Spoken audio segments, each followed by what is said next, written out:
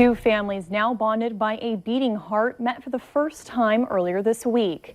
A car crash near Mapleton last June left a 22-year-old West Fargo man brain dead, but a piece of Cameron Bolton now lives in Cedar Rapids, Iowa. Valley News Team's Bailey Hurley traveled along with Bolton's family and has an emotional story you'll only see here on Valley News Live.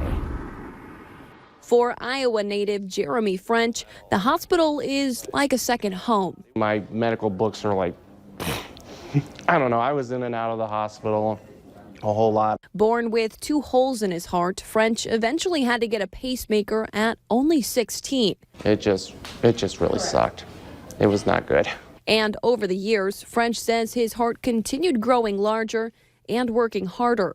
She was showing us all the tissues and she's like, none of this is supposed to be see-through. It was all just stretched, and like a normal vein is like, I think like this big, or artery in the heart, and mine was like this.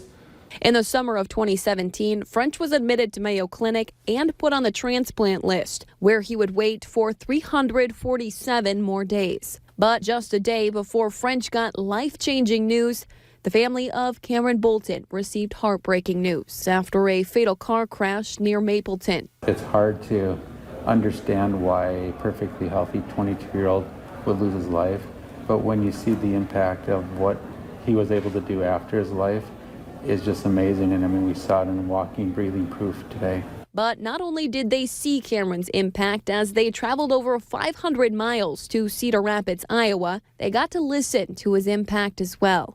It's just nice to know that part of Cameron is still here. So, and he promises to take good care of it. Since his passing, Cameron's organs and tissues have given gifts to dozens of people. And that's the message Fisher says they've been working hard to spread, debunking the myths around organ donation and sharing Cameron's story in front of local high schoolers, Lions clubs, and those at the DMV. Don't worry about how old you are, how young you are, what health conditions you are in.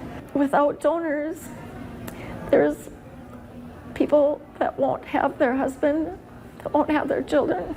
And now they get to share the story of Jeremy, the man who, now at 32, finally gets to start living his life for the first time, all because of Cameron. For me, it was kind of like being reborn a little bit, because I was born with the, like I said, with the crappy heart. But now that I have a good one, it's almost kind of like I get to finally be the person that I want to be. In Cedar Rapids, Iowa, Bailey Hurley, Valley News Live.